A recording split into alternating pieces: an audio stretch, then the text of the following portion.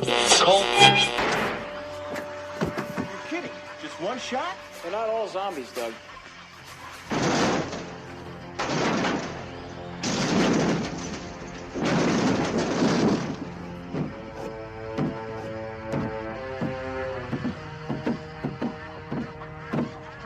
How do you fight this thing? Maybe we could drown it in A1 sauce. Well, sometimes that is better. The person you put up there ain't the person that comes back. It's a dance song to get down with. About 6 feet under. Get there. Ooh, I love this song.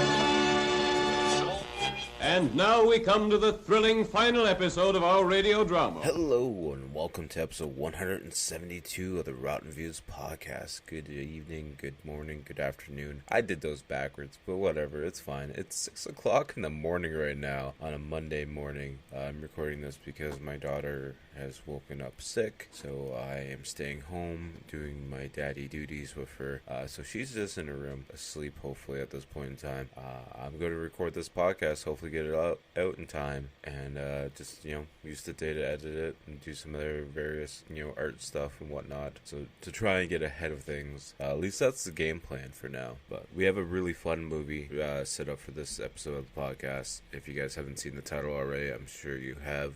We are watching Ernest Saves Christmas from 1988. It's an hour and 31 minutes. Of course, you can watch it on Disney Plus. If you haven't seen this movie, I don't know what you guys are doing with your life. But then again, maybe some people don't like Ernest itself. They don't like good old Jim Varney for some odd reason. I don't know. He's my childhood favorite actor, and I loved watching his movies as a kid. Like Ernest Rides Again, and Ernest Goes to Camp, and Ernest Scared Stupid, which I did on the podcast already. Which I think just got edged out of the first place spot for my most listened episode on the podcast. I think it's in number 2 spot now, just behind I'm blanking because it's so early in the morning. I believe it's the Midnight Hour that's retaken first place, which was actually first place for months and months now at this point in time. So I'm surprised a lot of people like that movie, because I don't see that movie as being a movie that people know that much about, at least when I bring it up in horror groups and whatnot. It seems that not a lot of people actually know that movie. It's interesting, I enjoy it, and I'm glad that people are enjoying the podcast, and thank you again for showing up to another episode. So if this is your first episode, I appreciate you for showing up. We're going to talk about this movie from start to finish and hit all the points in between, at least the points that interest me. And if you don't want to be spoiled on a movie that came out in 1988, you can pause this right now and go find it on Disney Plus, or I'm assuming there's right in their spot to find it as well, but I'm watching it on Disney Plus because it's a good app. I almost never use it, not gonna lie. Just in this day and age that we have so many apps that take over the place that it's pretty much like having TV, like basic TV again. It's just you're paying for all these various apps, and now you gotta go from one app to the next app to find what you're watching. I still like Tubi. Tubi's great. Just putting that out there. Tubi and YouTube got a lot of great movies on there. A lot of great shows you can find. Yeah. Hopefully you guys are doing well. I hope you guys are all ready for Christmas, because that is very fast approaching. Actually, this episode's going to come out on the 23rd, actually. So it's going to be like a little early Christmas present for you guys. A little early Christmas gift from me to you. I don't know where this month went to be honest with you.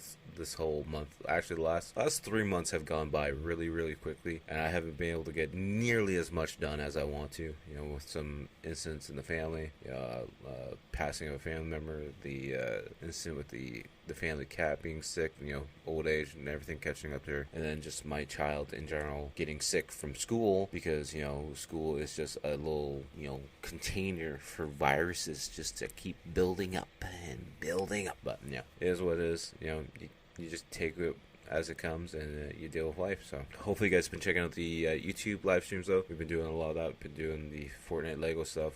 Been doing Yakuza on there as well. We have the weekly game video dropping every Wednesday. For those of you that aren't used to checking out the YouTube channel, definitely go check that out. We got a lot of content on the YouTube channel. Some art videos, a bunch of shorts. We're going to be ramping those up even more. We're going to have some more digital artwork coming out now, because I got a used art tablet, so we're going to be getting a good program program at some point in time. Won't be in the next month or so because, you know, the cost of Christmas and everything else, but we're going to be getting a decent program that we can, you know, bang out some artwork and hopefully go from there. Get some sticker designs done up and all that other fun stuff. And then, like I said, we have all the other social media stuff if you guys want to check that all out. You know, all these social media links will be down below.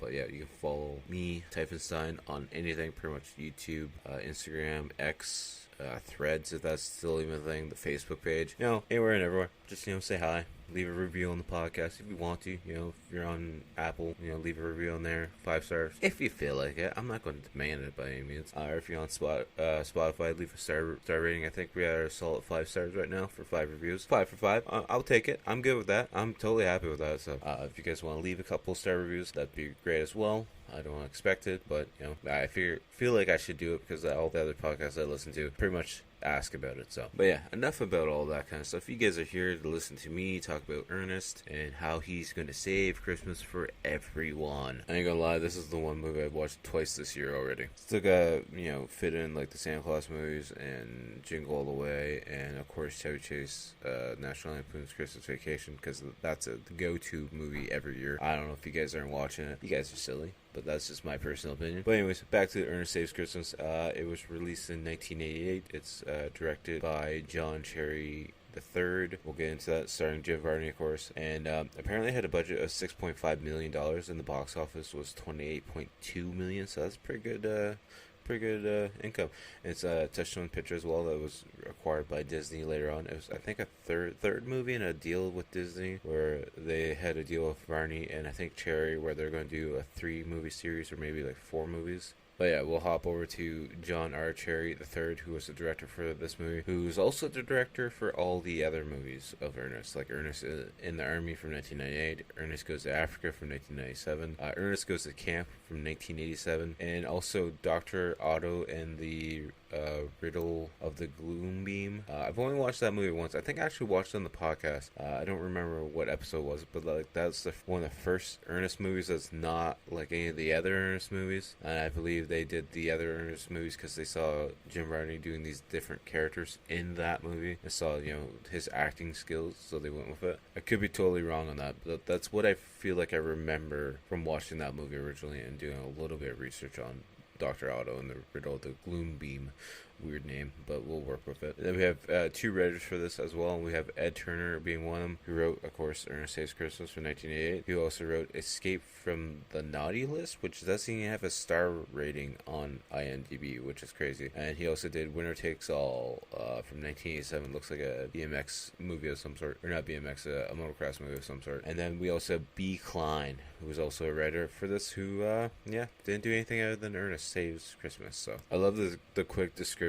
The first one on Disney Plus is Santa Claus passes his magic bag to a new Saint Nick. Then we go over to IMDb, where at the top it says, you know, comedy, families, fantasy. And it says Ernest helps Santa Claus as he searches for his successor, which, you know, it's not wrong. It's Santa Claus who feels like he's losing magic and he has to actually keep a list, a note of things. It's because he's forgetting too much things, so he's trying to find his successor to take over. So I guess, you know, they're not technically wrong. The tagline for this also is a holiday comedy unlike any other, which is fair, you know. It's definitely a different one, that's for sure. And then apparently the trivia for this, apparently John Cherry, the director of this movie and all the other Ernest movies, thought that Ernest Saves Christmas was his best Ernest movie of all time, which it's fair. It's definitely up there for sure. I think Ernest Scared Stupid is better than this, but this is definitely a solid second place. Anyways, enough rambling about the movie. Let's just get right into Ernest Saves Christmas. You know what I mean?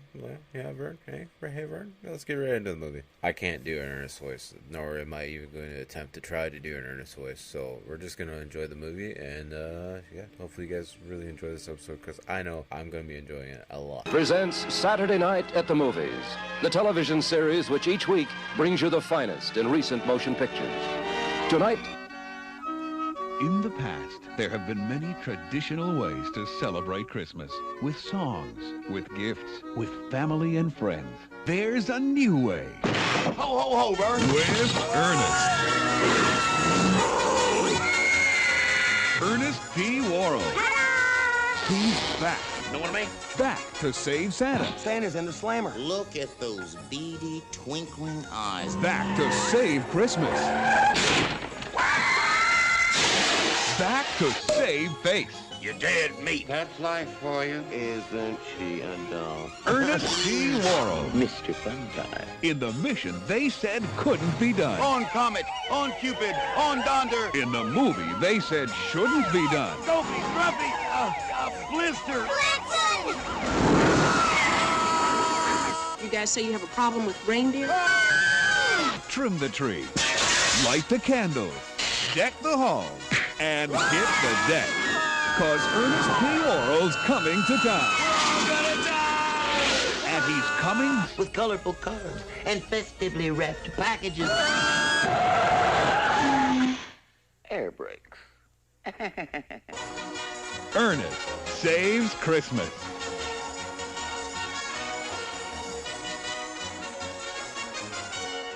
We got that classic Touchstone Pictures image popping up on screen. Then we have jumping right into the intro credits with the intro Christmas music, starring Jim Varney. And then we have all these classic Norman Rockwell art drawings and paintings all in the background as the credits are rolling. Such nice artwork. I believe they're all Rockwell. They might be different artists, but they all look similar in that style, which is really nice and really classic style. From one artist to another artist, I can appreciate. It's not something I would personally create because I also don't feel like I'm on the level of that anyways, and I like more of a illustrated style thing than a paintery style artwork, but I can definitely highly appreciate it. Then the movie finally starts and we just see this giant passenger plane touching down in the airport. It's December 23rd, 2 p.m. in Orlando, Florida, and we see Santa Claus coming in, walking in off the plane, and the guy's like, "So you come here often?" He's like, "Oh yeah, I usually fly in though, I believe the one guy's coming from Toronto, and he's like, "So what's your line of work?" He's like, I work in toys." "Oh, toys, huh?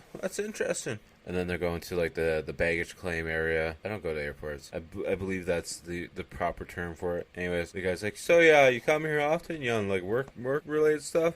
He's like, "Oh yeah, I'm just here to appoint someone in my job. But I usually do all this stuff myself." And as we see Santa Claus picking up his big red sack, and then, of course Santa to just give more to the story, being like, "One time I could remember all the names on my list." And the other guy's like, "Ah, you got a lot of contacts that you work with, huh?" He's like, "Yeah, I guess you could say that." Because all the kids in the airport are looking at him, and he's looking back at him, kind of smiling. He's like, "I don't know your name at all, Jimmy." Then we cut to Ernest, who's a taxi driver in this movie, and he's, singing Old Christmas Street as he's trying to drive this guy to the airport. And then he turns into a NASCAR driver and starts speeding down the road where the guy's just holding onto his briefcase, scared shitless, being like, "Oh, I'm gonna die. I'm gonna die." Because Ernest P. Worrell, thrill driver, former figure 8 driver, is set free now. And he's like weaving in between traffic, and at one point the passenger door comes open and the guy just falls out. So Ernest stops, put the car in reverse, and has to pick the guy up, and he's like stiff as a board, and he's like, "I'm gonna get you back in the car, mister. You gotta go to the airport." Then we see Santa with his bag up on the counter. He's like, the guy checking the ID and stuff. He's like, "Ah, nice bag." And he opens up the ID, and we see it's literally him in a Santa suit. And the guy's looking around at everyone else, and there's a couple hippies and the Crocodile Dundee guy, and looks like a pimp, and a bunch of other people. And he's like, "Yeah, I hate this job. It's alright. You can go ahead. Go for him." And as Santa Claus is leaving, he's like, "Thanks, Skippy." And the guy just looks up at him like, "Skippy, how you know that? How you know my nickname? How you know my name? You're a creep." And then we cut to see Ernest showing up at the airport, where he's somehow hitting some air off of this road to the point where he flies his car through the sky and crashes through some luggage. And then he gets out of the car. He's like, "Come on, mister, we gotta go. You're gonna miss your flight." And the guy's still like a stiff as a rock statue kind of thing, because he's scared shitless. So Ernest is trying to get him out of the car, and every time he tries to get him out of the car, he smashes his head up against the door frame. Then Ernest puts the guy on a cart and his luggage on the cart, and he's moving the cart, and then the guy falls off onto the conveyor belt, and Ernest starts throwing his luggage on the conveyor belt as well. He's like, "Ah, you forgot your carry-ons. I gotta go." Because now the guy whose luggage got crushed, the security guard and those guys are chasing Ernest. So now Ernest is running around the airport, and we see Santa Claus walking as he's talking to that guy still, and the guy's saying how he wants snow for Christmas, and we see Ernest and the security guards running behind him. At one point Santa Claus is like, "Oh, I gotta make a note of that. Pretty sure you said you wanted a CD player for Christmas. I know you want snow." And then Ernest sees that Santa Claus is waiting for a ride, so he's like, "Ah, come on, get in my taxi cab. I'm a taxi cab driver. I'll take you wherever you need to go." So then he gets in the taxi cab with Santa and just drives away. He's like, Getting away from you guys before you kick my ass. And then we see Bobby and Chuck, the typical characters from every Ernest movie. And Bobby's a little skinny guy, and he's trying to catch this big giant wooden crate that's coming down at him. And it's actually a crate that has the reindeer inside of it. And then the crate falls down on him, and Chuck gets off. He's like, Bob always laying down on the ground. Moves the crate. He's like, hey, Bob, break's over. Come on, we gotta get to work, Bob. Then in taxi cab, Santa Claus is having some eye issues because it's so sunny out. And Ernest's like, not out here with the sun much, huh? He gives him some 3D American-style glasses, like the paper glasses. And he's like, it's going to kind of weird, but you probably hear this a lot, but you kind of look like Santa Claus, huh? And he's like, I hear that a lot because I am Santa Claus. And Ernest just looks back, he's like, okay, you're weird. Okay, but that's cool. And then driving down the road, we see this big giant truck with a bunch of Christmas trees on it. And Ernest got his head out the window. He's like, smell of Christmas trees. You can keep your channel number 5. I love the smell of Christmas trees. And then we see a Christmas tree fall off the truck. So Ernest starts swerving around it. And then he puts the car in reverse to go pick it up, gets back to where the tree is, and literally just chucks it through the window in front of Santa Claus. And all the traffic is going crazy because Ernest stops in the middle of the highway. He's like, they're really bunched up at this exit, huh? And then we see in the back of the car, see Santa taking off his sunglasses. He's like, so I guess you really needed a Christmas tree, huh? And he's like, no, I'm pretty sure I can find someone who's going to have a good home for it. And then we have Chuck and Bobby back in the airport, like, hangar bay where all the packages are. And it's a big giant wooden crate, and they're discussing what the mailing slip says. And Bobby's right. He's saying it's elves. And Chuck's trying to say it's helper elms. And then the crate moves. And then Chuck does his typical, eye jotting back and forth kind of segment that he always does in all the Ernest movies. Now we see Ernest back in town with Santa.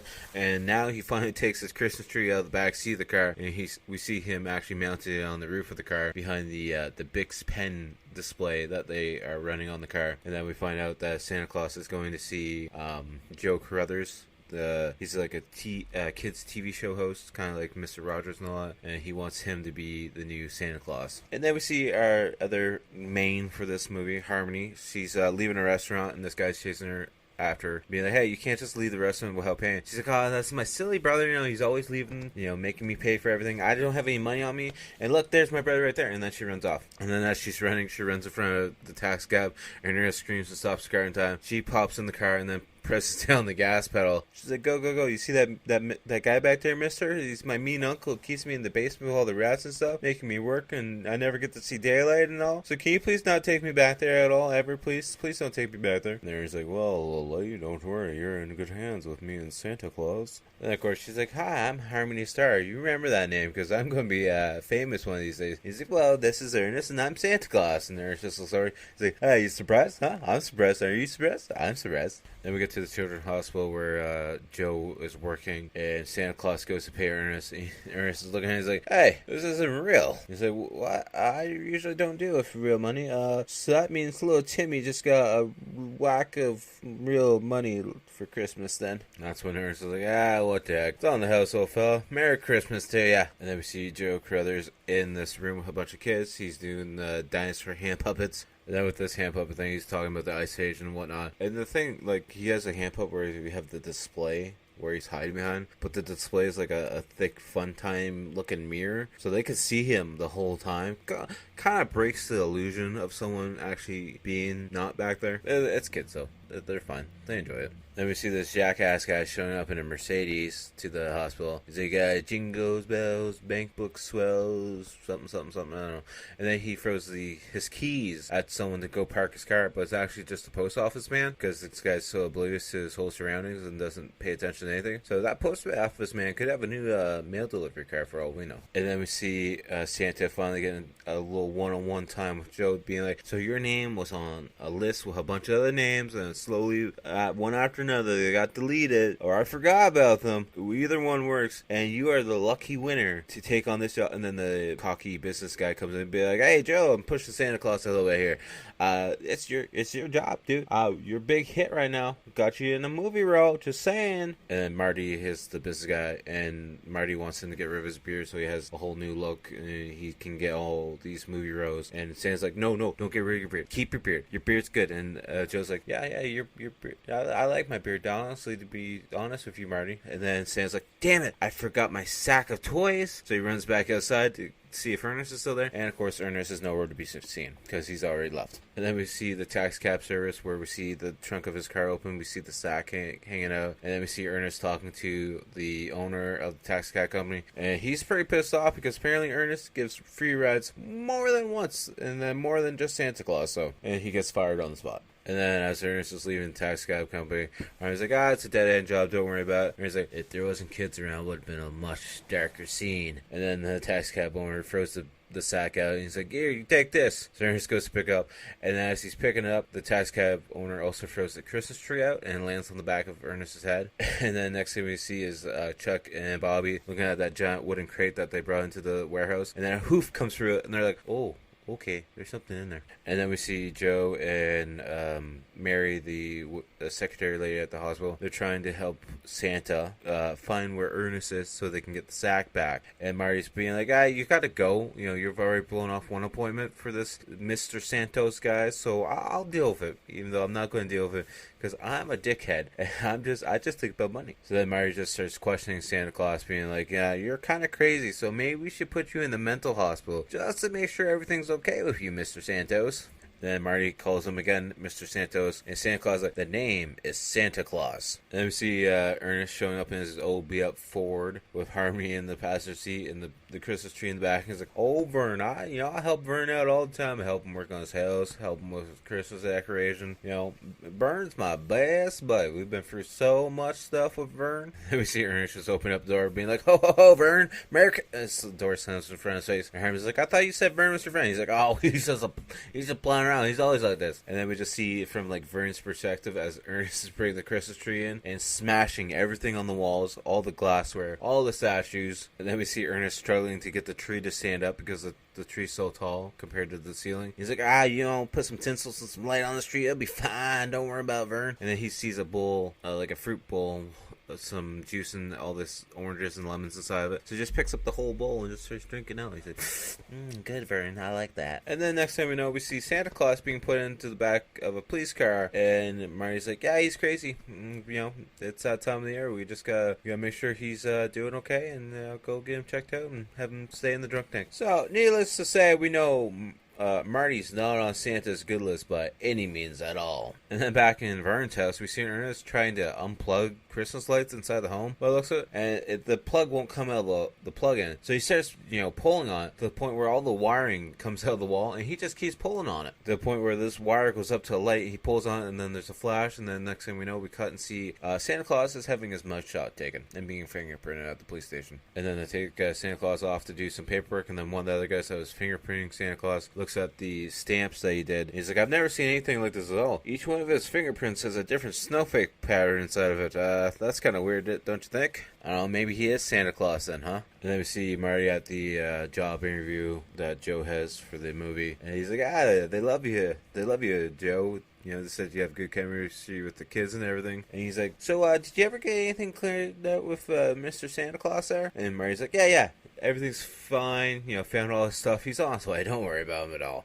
He's not sitting in the police station at all. It's fine. And then for whatever reason, while at Vern's house, Ernest goes out to the truck to get some bolt cutters for whatever reason. I'm not sure what he's doing with them. And then we see the sack there, and he's like, I'm just going to open it up and look at it. And then when he does, light comes out, and he's like, oh, no. He's him. Then we see Ernest and Harmony in the truck discussing it, and Harmony's like, no, he's not Santa Claus. And then we have Ernest pulling out some Steiner math. That's a clip you have to look on YouTube yourself. But it's just him like, so you do that, carry the one, rotation of the earth, sign of cancer, this and that. Yeah, you could be Santa Claus. And then we see Chuck and Bobby at the warehouse.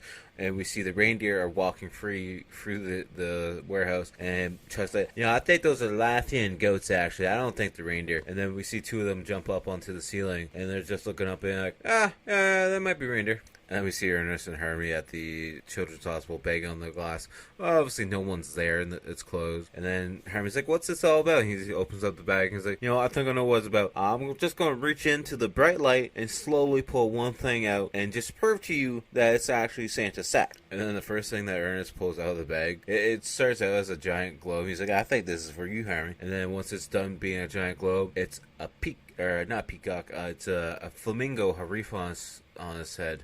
And he pulls out like a nutcracker and some other toys. And he's just going through all this stuff to try and find something that Hermie actually wants. And she's just like, you're weird, Ernest. And then we see Ernest and Hermie driving the truck. And Ernest's like, we gotta get this hat back. We gotta get back to Santa. I'm magical myself, but I can't even control the power of this Christmas sack. So it's gotta be in Santa's hands. We just gotta find him. And then we see Santa Claus being taken to his holding cell, which is just the general population holding cell. And he walks in. He's looking around, and we see all these different people in jail. And one guy's got a giant scar across his face. And just a bunch of other guys staring him down. It's like, interesting. And then we see a shot of outside Ernest's house, and it's very tacky looking. Got ornaments all over the place. And we see Hermie's asleep on the couch, which is a zebra print couch. And then Ernest is like, morning time, as he's flipping pancakes at her as she's sitting on the couch. And then we have Ernest just thinking of some theories and wondering how Santa Claus got into his house as a kid, because his house never had a chimney at all. Then Ernest is talking to Hermie at one point, and then he just puts a plate up, and a bunch of pancakes fall on the plate in a stack. And then he puts his hands down, but he puts them down on the heating tray that he's using. And he says, and then he's got a giant bowl of butter, so he puts his hands in the butter. He's just clean his hands with the butter. He's like, I like lots of butter on my pancakes. How do you like them? You like lots of butter? Then cut back to the jail cell where Santa Claus is being held, and he's got the guys singing the 12 Days of Christmas. And then we see Ernest showing up to the children's hospital, where we see Mary going through the Christmas tree with a bunch of kids. And he's like, I need to find a man who was here yesterday. And she's like, what's his name? And he's looking around at the kids being like, Santa Claus? He's like, what? Santa Claus. And then all the kids laugh. And Ernest's like, well, I'll have you know, kids, Santa Claus is a very close personal friend of mine. And so, ha ha ha ha. So then Mary's like, oh, I know who you're talking about. It's that poor old man that the police took away yesterday. He's like, Ernest's like, Santa Claus got busted? Oh no. And then we cut back to the police station where one of the guys talking to Chief. He's like, so I hate to interrupt your afternoon, but this guy says he's from the governor's office. And we see it's Ernest and Hermie, and they're fully dressed up now. Ernest has like the bow tie on, his hair slicked back, glasses on, and Hermie's got like the schoolgirl outfit on. And apparently her name is Mindy at this point in time, and she's talking about writing a report about how the government actually works, and they're coming to the police station to see how the government actually works, because apparently Mindy is also like the daughter of the governor. And then we see them walking around the police station. He's like, yeah, the goal for this facility is to rehabilitate everyone and get them back into society, as working people who can be trusted on the streets, essentially. And then of course we see them going into the D cell where Santa Claus is being held, and Ernest is looking around and being like, what's with the old man here? And one of the guys is like, oh, that's Mr. Santos. And he's like, so, Mr. Santos, how you been taking care of here? He's like, my name's Santa Claus. You know this. He's like, oh, so you're a little bit crazy, and you have the crazy guy in here with all the other regular people? We need to get him out of here as soon as possible before he contaminates the minds of everyone else. And then Ernest grabs Santa Claus. He's be like, I'm taking this man to the padded room, and you can let my facility know this, because I'm going to write you up for keeping him in with the general population. And then Ernest and Hermie just walk out with Santa Claus, no questions about it, and they just leave. And we get them outside, and Santa Claus is like, oh, thank you for getting me out. Time is almost running out on the situation that we're in. Then we see them in the truck together, and apparently Santa Claus saying he took over from a German chap in 1889. So then Hermie's like, well, why are you giving it up then? He's like, well, my magic is just dying, and I'm getting super old and forgetting everything, to be honest with you little brat. And then Santa's like, I need to get Joe to be Santa Claus by 7 o'clock tonight, or I'm afraid the joys and everything of Christmas are going to be gone forever, and kids will never have, Christmas presents ever again. And then we cut to seeing Ernest in another attire, which is something he does in all his movies, where he dresses up as an old lady with a walker with a neck brace on, and she walks into the office like, is my son here? You want to pick up his dear mother even at the airport? I had to walk here the whole damn way. And Ernest is there to talk to Martin, the dickhead business guy, and she's like, I need him to help me with my will, seeing I walked here from the airport, and you want you to have it be known. You have 2 sons, one good, one bad, and the good one dies. Then we cut to Santa Claus and Harmony outside, and Santa Claus is like, your mother must be worried sick about you. You know, you've been gone for a month now, and that's a pretty long time for a child your age to be gone. And Harmony's like, no, I'm 22, I don't know what you're talking about. I live on my own. I'm not running away from my parents at all, or my mom. No, you're silly, Santa. You lost your magic. And then we see Joe sitting in the makeup chair, and Marty's there, and the makeup artist is like, so what should we do with the beard? And Marty's like, lose it. And Joe's like, no, let's keep it. Let's just keep it to make sure I even want to do this movie, to be honest with you, please. So then we see Ernest and Santa dropping Harmony off at Ernest's house with the sack, of course, of all things. And Ernest's like, you gonna be okay? And she's like, yeah, I'll be fine. And then they're like, alright, we're gonna go to the movie theater, or the movie production company, to see if we can find Joe. We see Ernest show up in another costume at the back of the filming studio. He's there, I got a truck full of these snakes for that there horror movie. Yeah, there's some rattlesnakes. And Ernest is going on about how, poisonous these snakes are and how deadly they are, because in the back bed of the truck, underneath the tarp, is Santa Claus with some garden hoses with some rattlers just shaking around. And then Ernest starts, poking the sheet with some pipes and stuff to try to make it look like, yeah, these snakes are really bad. You don't want to look underneath this tarp. Crazy snakes. And Ernest's like, you want a snake for your boy? I gave one to my boy. My boy's dead now, to be honest with you, though. Then we see Ernest show up to the movie set, and he's getting out of the truck. He's tapping on the side. He's like, come on, Santa, let's go. Let's hurry up. Yeah. So then Santa Claus finally gets out of the back of the truck, and he's walking into the studio area, and then he's, confronted by another person dressed up as Santa. They have like a little eye-to-eye, little confrontation, looking around at each other, being like, hey, you look like a good Santa. Hey, you look like a good Santa, too. And somehow Santa gets right in where they're filming this scene for the movie. No questions asked at all, just gets through the back door, and he's standing there watching as they're recording the scene. And he's all happy and excited because he sees a big giant red sleigh, and we see the director directing him, being like, yeah, you gotta have luck, Christmas spirit, as you're dropping off the presents and everything. And then it's like, oh, you hear a bang at the cabin door. And then the director's like, oh, you don't know if you want to open the door or not, because it might be old St. Nick. And then the door breaks down, and then it's like this swamp-looking monster that comes in, and Joe picks up a gun, he's like, die, you son of a... And then the monster's like, oh, boo. And then he puts his arms down, like, what, you're not going to shoot me? Come on. Part of the movie. You gotta shoot me. And then they cut the scene, and then the director's like, so is there something wrong? And he's like, I just can't say that. And he's like, what do you mean, Joe? He's like, there's kids over there. I can't say that word. And then Santa Claus is like, good heavens, because they hear him talking about, picking up an axe and chopping the monster up into pieces. And he's like, Joe, I thought this movie was called Santa's Sleigh. And he's like, no, not sleigh like S-L-E-I-G-H. It's S-L-A-Y, slaying, slaying the aliens, killing them. And then Joe stops to talk to Mary. He's like, Mary, come on, this guy's determined to talk to me about this whole proposition that he has. So let me just have a sit down with him. We'll talk it over, discuss it, and then he can go on his way. And Mary's like, what are you going to talk about? Flying reindeer? And then we see Animal Control showing up to talk to Chuck and Bob. He's like, oh, you apparently have an issue here? And he's like, yeah, we got an issue. And then they just start looking up top, and Animal Control's like, so that's not really an us issue. The one Animal Control person's like, flying reindeer. That's definitely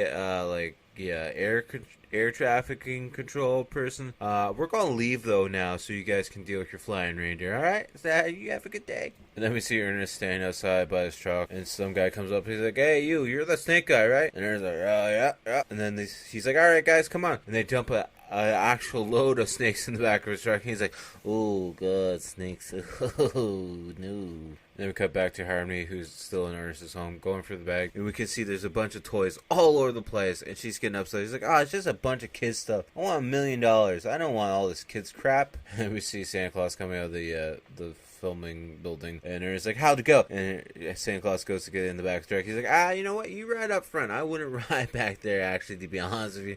Lots of snakes, actual snakes. And we see Ernest and Santa Claus off in this, like, a little wooded area where Ernest is emptying out snakes out of the back of the truck. And then when we fully see Ernest's face, he's got like 4 snakes biting him in the face. And then he realizes like there's snakes all over his face. He's like, oh God. And then we see in Ernest's house, we just see Harmony trying to hide all the toys that she's been taking out of the bag all throughout the place, like in the cupboards, and behind lampshades, and underneath the couch, and behind the table. And then Ernest and Santa come back. He's like, oh, hi, how's it going, huh?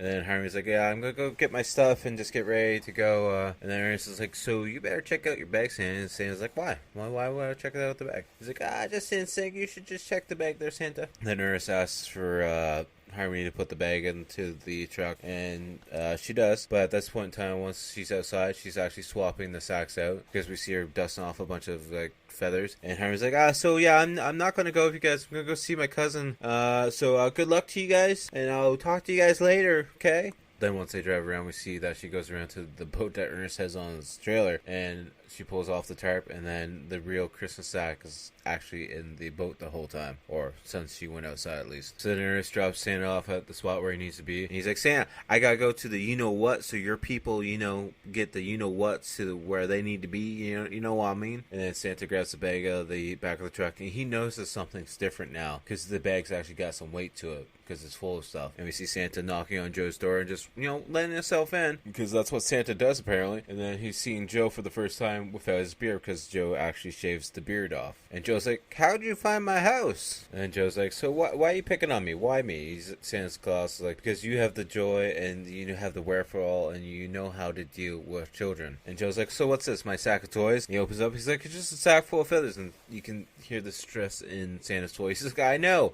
it's going to be okay. So a kid stole the real bag, but we're going to get the real bag. Just trust me. And then Joe is kicking Santa Claus out of the house because he's like, you know what? I gotta get ready. I have an appointment where real people are going to give me more than just a sack full of feathers. Then we see Harmony pulling up to a train station. She just goes up to clerk, like, here, this is all I got. Where can it take me? And apparently the next thing is at 6:40, and it's just going to Miami because she's in Orlando right now. And she's like, nothing sooner? He's like, no, not on Christmas either, not. And we can see she's feeling a little worried about her decisions she's making because she's sitting down, and there's another family sitting across from her. And Bobby, the older brother of this little girl, is like, well, Santa only brings you presents if you're good. And then we see Santa sitting down at the bus stop talking to another old gentleman, be like, I guess I can't judge a book by the cover. If I was wrong about one person, I can be wrong about someone else. And then as he's getting ready to go on the bus, he actually drops the sack into the garbage can. And it's kind of like that Spider-Man scene where Spider-Man's putting the suit in the garbage can because he's tired of being Spider-Man. Then we see Ernest showing up with a rider truck, and he's like, hey fella, so these reindeer, I need them at the Children's Memorial Hospital like 5 minutes ago, so can we get them in the truck and get out of here? And then Chuck's like, so Ernest, we've been holding these flea bags here for a fella named Elms. And then we see the two little elves coming through the airport and going through Skippy there, and he's looking at their passports and like, yeah, fine, it's Christmas Eve. Whatever. And then Ernest is still talking to Bobby and Chuck. He's like, I got no way bill, I got no quarantine bill, I got nothing. I'm just here to grab the reindeer. Chuck's like, well, too bad. We're holding it for a helper named Elms.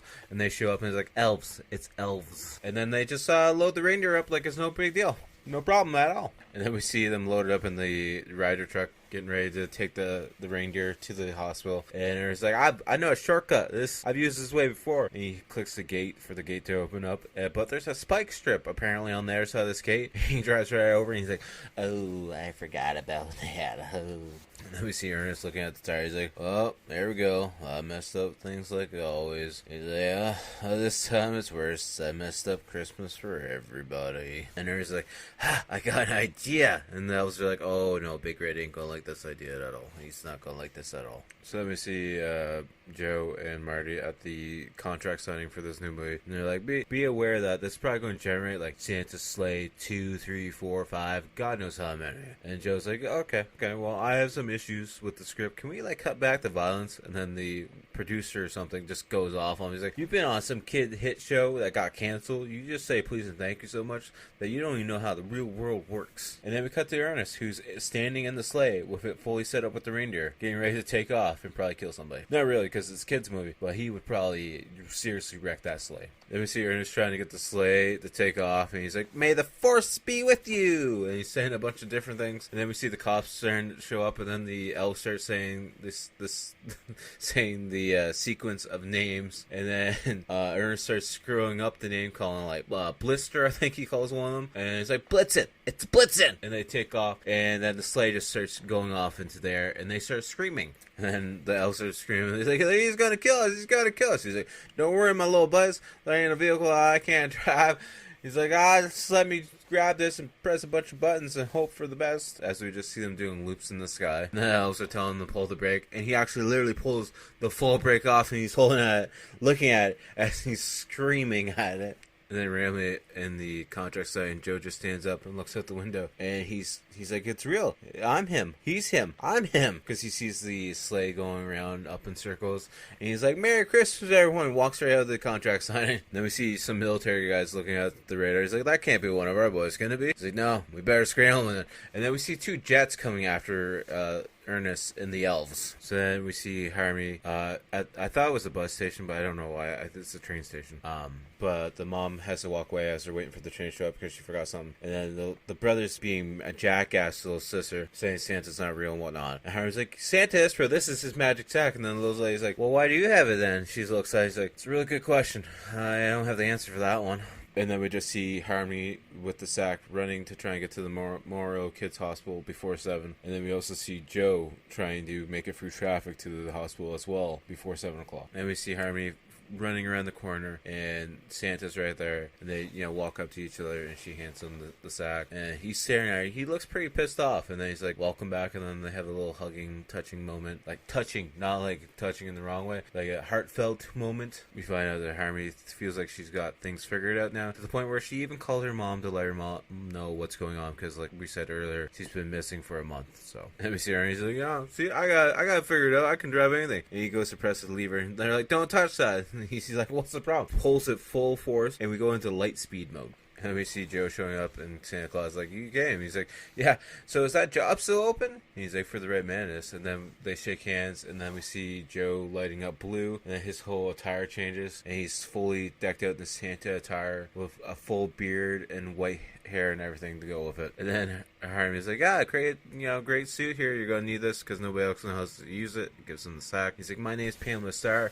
And then Joe goes off and gives the real name and the address and everything. And he's like, how did I know that? He's like, don't worry about it. You'll figure out a lot of things. And then we see Ernest and the elves doing laps around the Earth, just stuck going around the atmosphere of the Earth altogether. And then we have Joe Santa Claus doing his first miracle for Christmas and making it snow in Orlando, because Santa Claus brings back when he met the guy at the airport earlier in the movie, saying how he met this guy who wants some snow for Christmas for the first time ever, or for a long time, because he's usually in Toronto, I believe. And we cut to that guy who's on the phone, who's getting pissed off at someone else that he's working with, and then he turns around and sees it snow, and he's like, it's Christmas Eve, we'll settle the deal another day. It's fine. Merry Christmas. And then we see Ernest stopping outside the atmosphere. He's like, nobody move and nobody dies. And then one of those sneezes, and the sleigh just shoots straight down to the ground. And that just stops before the ground. Ernest's like, air brakes. And Santa Claus is like, Ernest, you made it. It's like, yeah, well, of course I made it. It's me. Then Ernest hands over the sleigh to Joe, and he's like, hey, Joe, I got this yours now. So, just be careful on the curbs and stuff. The handle's a little weird and stuff. I'm sure you'll take good care of it, but, like, I'm just going to walk around and look sad now. And Joe sees that Ernest is sad. He's like, so, is there anywhere in the books that says I can't have a driver for, one night? And the elves in the back are like, no, don't do it. And he's like, come on, Ernest, you wanna drive? You got more airtime than I do. He's like, oh, of course, I am Ernest B. World. I am expert sleigh ride driver. And then Ernest's like, so, can we actually use an honorary elf as well? And Joe's like, yeah, of course, why not? And then Harmony jumps in as well. And then Ernest is saying the segment of reindeers' names, and he forgets Blitzen yet again, because he just stares up at the sky, and everyone has to yell it. And then the sleigh just takes off into the sky. And then as they go away, Mary's like, so we haven't been formally introduced. I am Mary Morrissey. And he's like, well, once a time ago, I was known as Seth Applegate, so I guess I am once again. And then they grab hands and start walking off on their own together. And then we see the sleigh go by, and it's Joe saying, ho, ho, ho, Merry Christmas, everyone. And up on the screen and stars, it says, Merry Christmas, everyone, to all a good night. You know what I mean? And then we cut back to Chuck and Bobby in the warehouse looking at it, and they're looking at another slip that says what it's for, and they're arguing about what it's for. And then out of nowhere, big giant rabbit ears poke through the crate, and Chuck starts to scream, and then the outro credits start to roll, and the movie is over. And yeah, that brings us to the end of the Ernest saves Christmas, which he actually does save Christmas. Just so you guys know, it's a factual thing. He does save Christmas. I'm sure, as you guys know, me being an Ernest fan, I'm already going to give this movie a high rating, but I think this movie is great. It's definitely a must-watch for my family every year on Christmas. Like I've said, this is already the second time I watched it this year alone. I might have watched it earlier in the year too. The occasional time this and like Christmas Vacation I'll put on just randomly just because they are fun movies and I enjoy them a lot. Yeah, for this one though, I'm giving it a solid 8.5 out of 10. It might be a 9, might be close to 9, but we'll do an 8.5 out of 10 because I enjoy this movie a lot. And yeah, there's nothing bad that I can say about it. It's just a fun movie and I love Ernest, so it's just a fun watch. So definitely check it out if you have time. Like I said, it's on Disney Plus. So alright, which brings us to our movie we're going to watch for next week. So this next episode, it's going to still air before the year's over. So I feel like we should technically be a Christmas movie, though this is going to come out after Christmas. So this is a movie that everyone likes to argue if it's a Christmas movie or if it's not a Christmas movie. We're going to watch a movie from 1988. It's for 2 hours and 12 minutes. You can also watch it on Disney Plus as well. We're going to watch Die Hard because a lot of people have that argument that is it a Christmas movie? Isn't it a Christmas movie? So I feel like it's a good movie to have to end off the year. I've never done a Die Hard movie review at all, so it should be a fun one. I haven't watched this one in many years. It's not one of the ones I watch every year, so it will definitely be fun to revisit this because it's been a while. Then you guys can maybe have an opinion about it and let me know in the comments on the movie if you think it is a Christmas movie or if it isn't a Christmas movie. We'll have that should be a fun episode of the podcast. Hopefully you guys will enjoy it, and hopefully hopefully you guys have a good Christmas because like I said, this episode's gonna come out just before Christmas, so hopefully you guys got everything you want. Hopefully you guys got that nice lump of coal.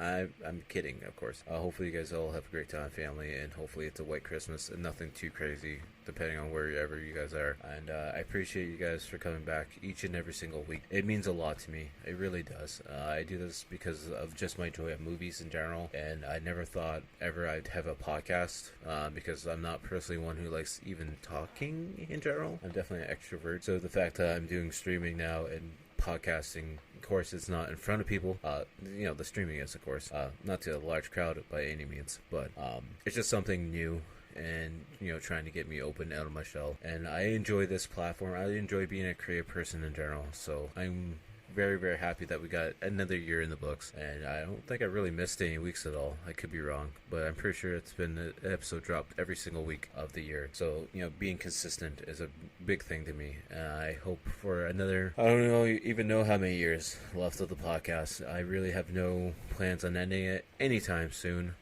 as long as technology keeps going well and nothing major breaks on me, of course. So hopefully you guys keep coming back each and every week, and like I said, I appreciate it dearly. I really do.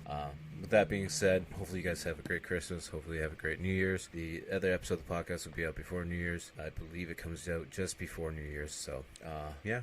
I don't know what else to say. I'm tired. It's still an early day.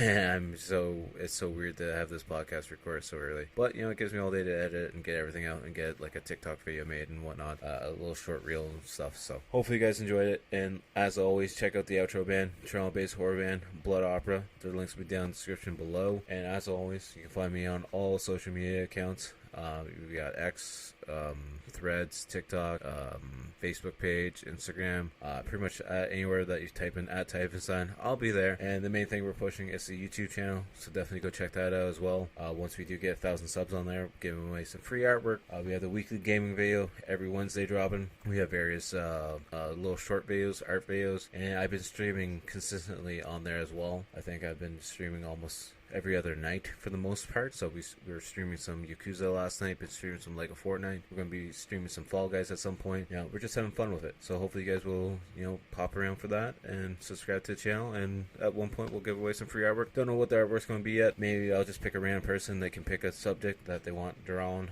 I'm not sure yet. We'll see. We'll air it out. We're still like 400 away from it. So once we hit that 1,000 sub, we'll be doing that. And yeah, we'll talk to you guys all later. Thank you again for showing up for another episode. And yeah, peace. We go into All Saints' Day. The night of the dead begins then. And if the portals of hell don't get shut before, no dead body will ever be able to rest in peace again.